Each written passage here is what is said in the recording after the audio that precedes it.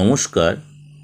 আজকে দেবগুরু বৃহস্পতি ট্রানজিট নিয়ে আলোচনা করব এবং সের জন্য কোন কোন রাশির উপর কী এফেক্ট হবে সেটা নিয়ে একটু আলোচনা। জ্যোতিষশাস্ত্রে দেবগুরু বৃহস্পতি গতিবিধি বিশেষ গুরুত্ব রয়েছে।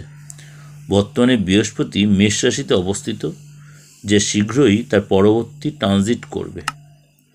মে মাসে বৃহস্পতি শুক্র রাশি অর্থাৎ বৃষ রাশিতে প্রবেশ করবে।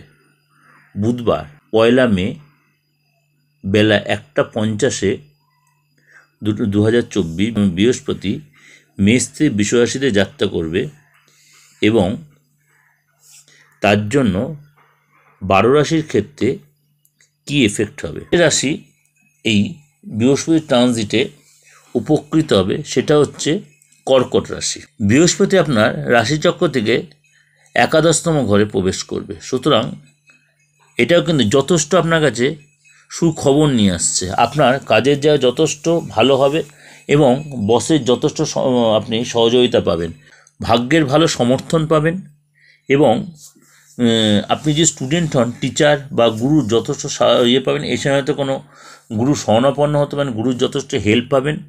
যদি আপনি কোনো শিক্ষামূলক কর্মের সাথে জড়িত, সেখানে যথেষ্ট সহযোগিতা পাবেন।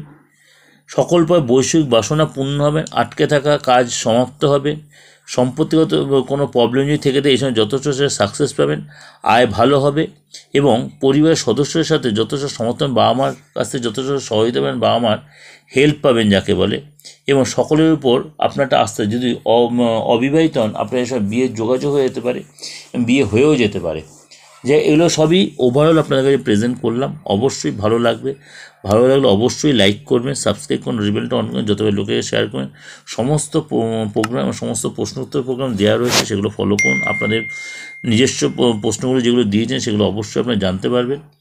আর ভালো থাকুন। বৃহস্পতির ট্রানজিট আপনার নিজেরা যদি অবশ্যই উপভোগ করুন। বাকি রাশিগুলো অবশ্যই আমি বলবো